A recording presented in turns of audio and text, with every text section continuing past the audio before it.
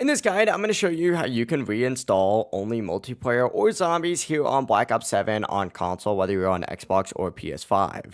Before we do dive into this guide, make sure to like the video and subscribe to the channel with all notifications on. It really does help the channel and lets us know that you want more content like this. We'd greatly appreciate it, and if at any point throughout this guide you do have any questions, just ask them down in the comment section below and we can help you out further. I'm going to be doing my best to reply to every single comment down there. Now you can also do this on PC as well, but we made a separate video for that if you want to check that out. For console, whether you're on PS5 or Xbox, all you need to do is back out to the main Black Ops 7 menu until you're on the screen that says co-op campaign, multiplayer, and zombies. Then back out one more time and you're going to be in the Call of Duty launcher. From here, obviously, you're going to see all the different Call of Duty titles on your console. Just go ahead and, look for Black Ops 7, but go ahead and select this little menu icon up here with a bunch of different little mini app icons is what I like to describe it as, and then select manage files and select manage files specifically for Call of Duty Black Ops 7. It's going to pull up a bunch of different pages here, but let's say I already uninstalled